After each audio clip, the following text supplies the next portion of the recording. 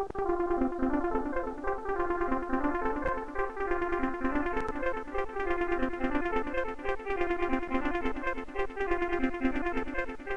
trabalho estava feito. O presidente Lula assumiu em 2003, tendo por trás mais de uma década de reformas, com o crescimento da economia já garantido numa circunstância externa extremamente favorável. A história do Brasil, recente, depois da Constituição, é um país que na Constituição fez opção por um modelo bastante amplo de proteção social, inclusive com a participação de vários dos senhores que se encontram aqui, e isso levou a um crescimento do gasto estrutural ao longo dos anos 90. A exigência para o Brasil ofertar um sistema de saúde universal, integral e gratuito, e um sistema de educação universal, e uma rede de proteção social para idosos, deficientes, isso foi se transformando em aumento do gasto ao longo do tempo.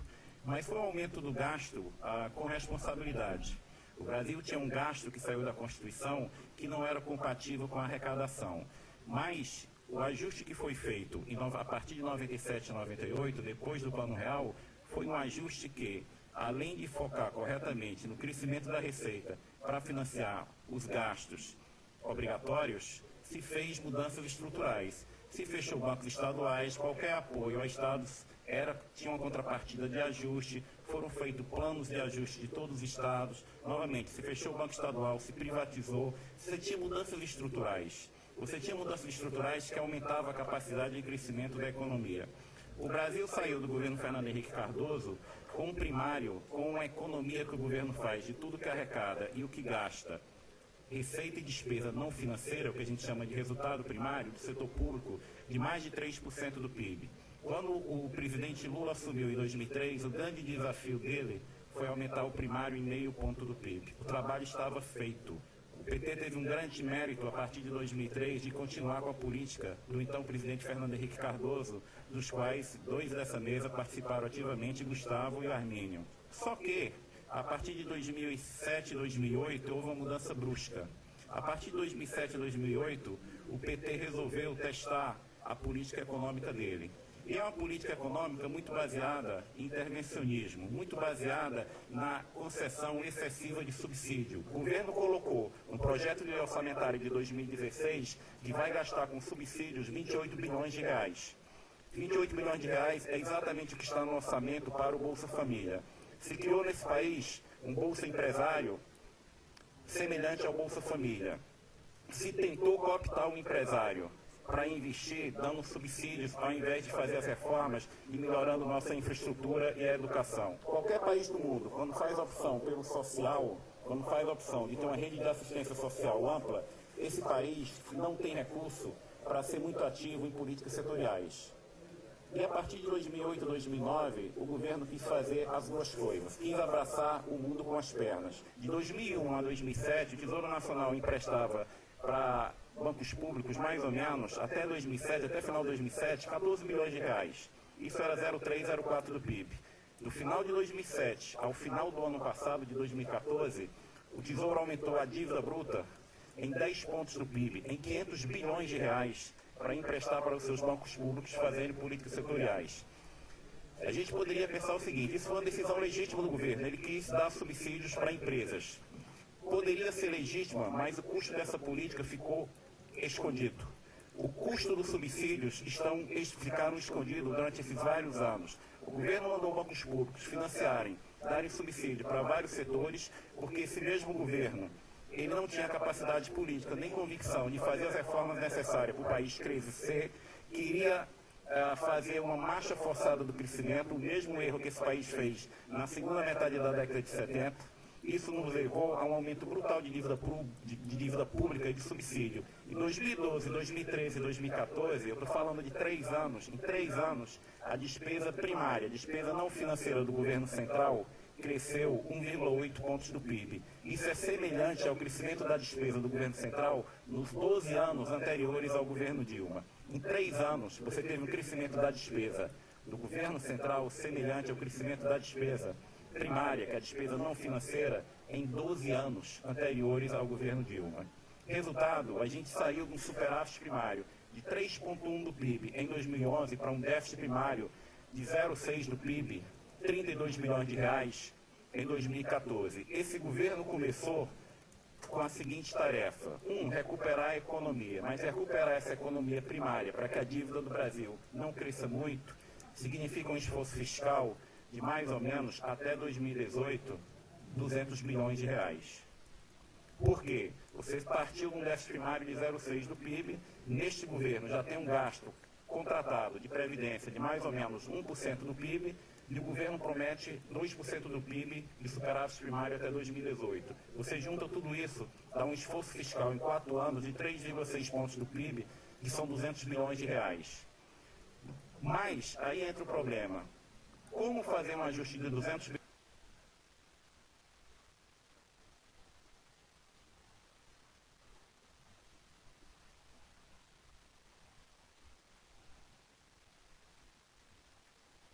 bilhões de reais em um governo que tem uma extrema dificuldade de fechar 2, 3, 4 ou 10 ministérios?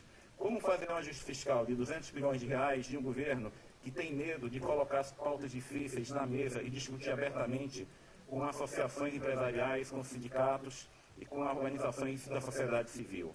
Uma coisa que não se pode ter medo no Brasil é de discussão, é de debate aberto. A gente está num momento que algumas regras terão que ser postas à mesa e debatida de forma muito clara com a sociedade. Pode-se chegar à conclusão que determinada regra, determinada vinculação do gasto é essencial, dado o nosso histórico de desigualdade, e se isso é essencial, vamos deixar. Mas isso é um debate político. Ajuste fiscal é um debate político. Ajuste fiscal em qualquer lugar do mundo é ou cortar despesa, ou aumentar a receita, ou uma combinação das duas coisas, que ninguém gosta. Não é bom cortar despesa, ninguém gosta de cortar despesa, quem perde não gosta, ninguém gosta que se aumente receita.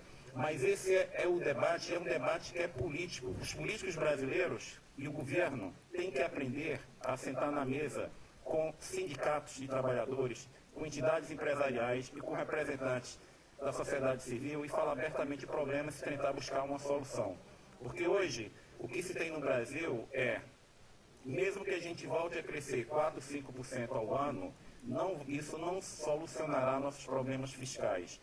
Por quê? Porque 75% da nossa despesa no governo federal é mais ou menos indexado ou ao crescimento do PIB ou ao crescimento da receita. Infelizmente, esse debate político, essa clareza do que é o ajuste fiscal, não um ajuste conta-gotas, não um ajuste só focado no fiscal, sem um ajuste mais amplo, de reformas estruturais que melhorem o crescimento da economia, isso não foi posto por esse governo até hoje. Então isso torna o cenário fiscal muito mais difícil. Por quê? Porque dadas as condições atuais, o Brasil não tem como, não é como cumprir meta de primário. O Brasil não tem como ter superávit primário nem nesse ano, nem no próximo, nem em 2017, nem em 2018.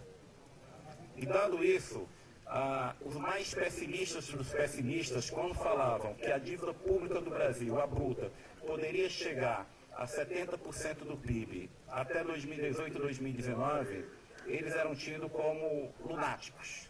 O mercado hoje discute em que mês do próximo ano a nossa dívida bruta vai ultrapassar 70% do PIB. E aí vocês poderiam falar o seguinte, mas não é problema, porque o Japão tem uma dívida pública de 270% do PIB.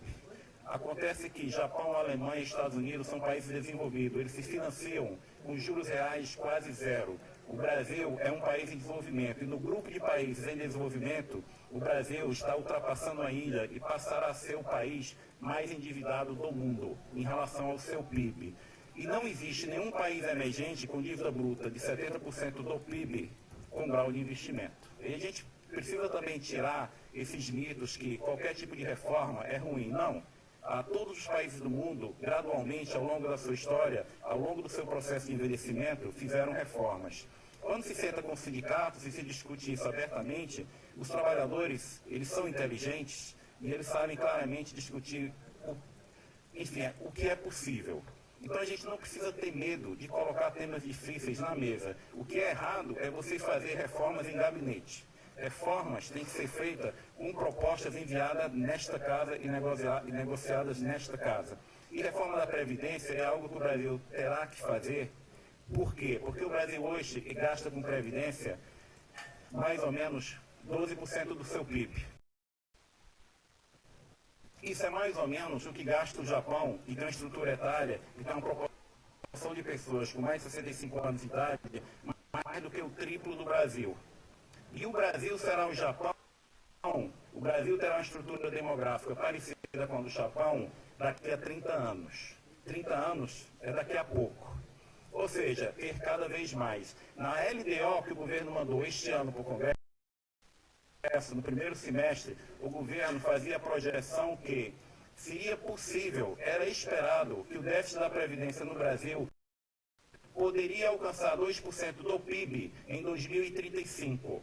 O déficit da Previdência no Brasil alcançará 2% do PIB no próximo ano. 2% do PIB, o déficit da Previdência.